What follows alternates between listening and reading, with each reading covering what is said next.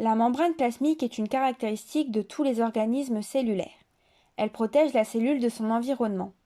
Parmi ses constituants, on retrouve les phospholipides et le cholestérol, qui jouent un rôle essentiel dans sa structure. Dans cette vidéo, nous nous intéresserons à ces deux constituants et aux points forts des membranes cellulaires.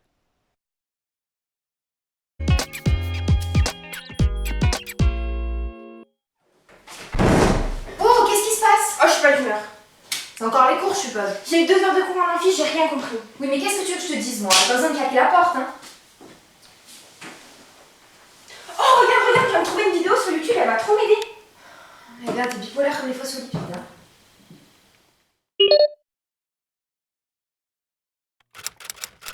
En effet, les phospholipides sont constitués d'une tête hydrophile et d'une queue hydrophobe, ce qui leur confère un caractère bipolaire. Les pôles hydrophobes sont les longues chaînes carbonées des acides gras, tandis que les pôles hydrophiles sont composés d'un alcool et d'un phosphate qui peut entrer en contact avec l'eau. Un phospholipide correspond à l'association d'un glycérol avec deux acides gras et un phosphate relié par une liaison ester à un alcool, ici la sérine. Le glycérol est un trialcool. On peut voir sur la formule que chacun des 3 atomes de carbone porte une fonction alcool, d'où son nom. Les acides gras accrochés sur les fonctions alcool des 2 premiers carbones sont des molécules organiques constituées d'un seul groupement fonctionnel, une fonction carboxylique. Ils sont également composés d'une chaîne carbonée, plus ou moins longue, dite chaîne aliphatique. Ils font donc partie de la famille des acides et possèdent pour la plupart, dans les acides gras usuels, un nombre pair d'atomes de carbone et une chaîne aliphatique linéaire et donc non ramifiée. Les différents acides gras se différencient d'une part par le nombre de carbone et d'autre part par la présence ou non d'insaturation, c'est-à-dire de double liaison au sein de la chaîne carbonée. On distingue donc les acides gras saturés des acides gras insaturés. Dans cet exemple, le premier acide gras, l'acide arachidique, est saturé et constitué de 20 carbones. Le second, l'acide linoléique, est insaturé, avec 2 doubles liaisons sur les carbones 9 et 12, et constitué de 18 carbones. Les acides gras insaturés contiennent des insaturations qui peuvent être en configuration cis ou trans. Les acides gras rencontrés naturellement ont une configuration cis, ce qui leur confère une forme courbée. Ainsi, en réalité, l'acide linoléique est représenté de cette façon. Quant au phosphate, il appartient à la tête polaire du phospholipide, due à la présence d'atomes d'oxygène. Pour terminer, sur le phosphate, on retrouve un alcool.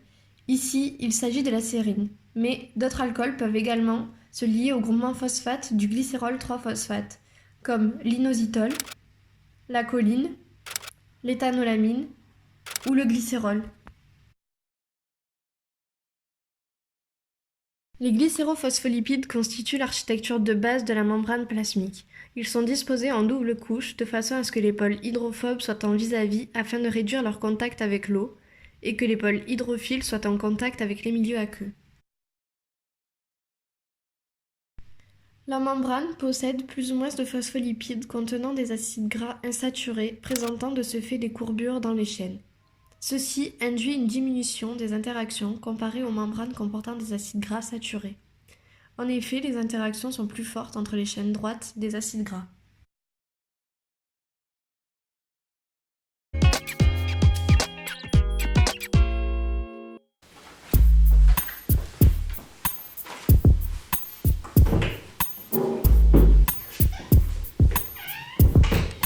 Non mais j'en ai trop marre d'attendre. C'est dommage qu'on n'ait pas un VIP comme le cholestérol. Ouais, c'est pas juste, hein. J'espère qu'il n'y aura pas trop de monde et qu'on pourra rentrer au moins. Ouais.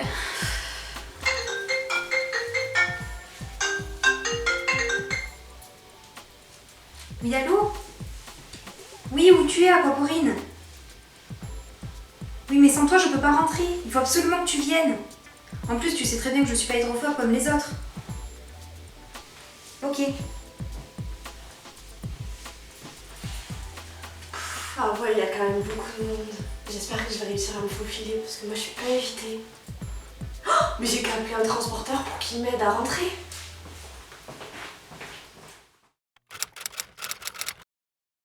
Plusieurs particules peuvent en effet traverser la membrane plasmique, soit par diffusion simple ou par diffusion facilitée, passive ou active. La diffusion simple concerne les molécules d'O2, de CO2, l'éthanol, mais également les acides gras. Ils peuvent passer la membrane lorsque leur concentration dans le milieu extracellulaire est supérieure à celle du milieu intracellulaire. Elles constituent les molécules hydrophobes. La diffusion facilitée consiste à utiliser des protéines membranaires pour passer à travers la membrane, comme notamment l'eau qui nécessite un transporteur, l'aquaporine. Enfin, il y a les molécules hydrophiles imperméables à leur membrane qui peuvent y rentrer à condition qu'il y ait un transporteur spécifique comme le glucose, les acides aminés, les ions tels que Na+ et K+. Le passage d'un milieu à l'autre se fait selon un gradient de concentration par le passage par des canaux, mais également par transport actif grâce à la pompe Na+, K+, ATP dépendante par exemple.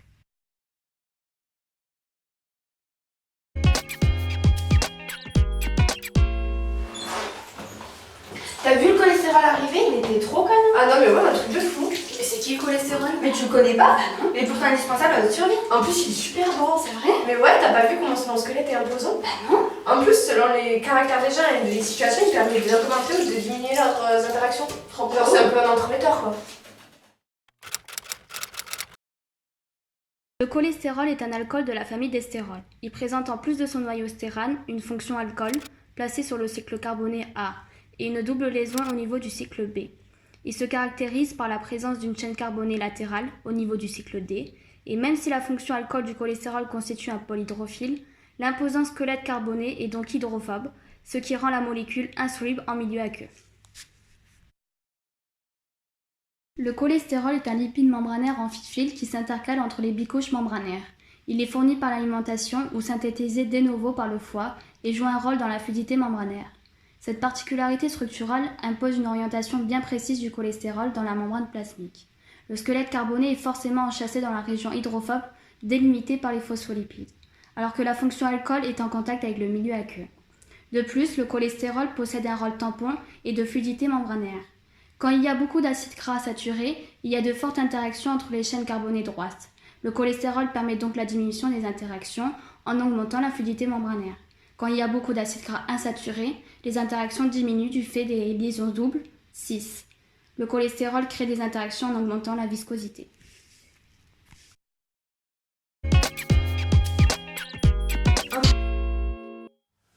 Ah, c'est vrai qu'il est plutôt mignon. Non mais attends, c'est pas fini, il a d'autres qualités. Hein. Ah ouais? Dis-moi, je veux tout savoir. Le cholestérol est un alcool apparenté aux lipides qui assure plusieurs fonctions biologiques capitales au sein de l'organisme, car il s'agit d'un constituant membranaire, d'un précurseur de la biosynthèse des hormones stéroïdes, de la biosynthèse des sels biliaires et de la biosynthèse de la vitamine D. Il est insoluble en milieu aqueux et il est transporté sous forme libre ou estérifié, mais toujours associé aux lipoprotéines, qu'ils soient HDL ou LDL.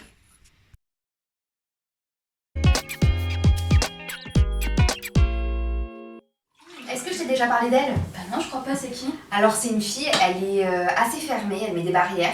Elle est très sélective, elle parle pas à tout le monde. C'est vrai qu'elle est un peu spéciale. Ouais, pourtant elle est super dynamique, spontanée, elle a une grande faculté d'adaptation et elle est très protectrice.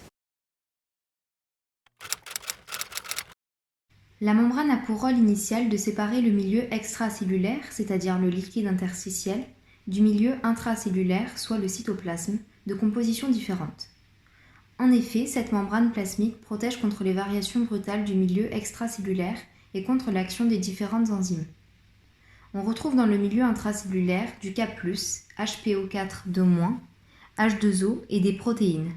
Dans le milieu extracellulaire, on retrouve de l'H2O, Na+, Cl-. En ce qui concerne les protéines, celles-ci sont beaucoup trop grosses pour traverser la membrane. Or, elles peuvent entrer et sortir du milieu par des mécanismes d'exocytose et d'endocytose.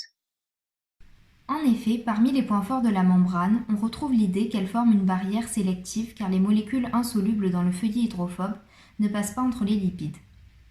La membrane permet le passage des molécules apolaires mais pas des molécules polaires. C'est une membrane semi-perméable. La membrane est également continue et se réassemble spontanément en bicouches du fait des propriétés amphiphiles des phospholipides. D'autre part, Elle est déformable car elle est maintenue uniquement par des dynamiques de liaison faibles, comme notamment des interactions hydrophobes, les liaisons de Van der Waals et liaisons hydrogènes entre groupements polaires et H2O des compartiments aqueux. La membrane est par ailleurs dynamique avec des propriétés de scellement et d'autofusion.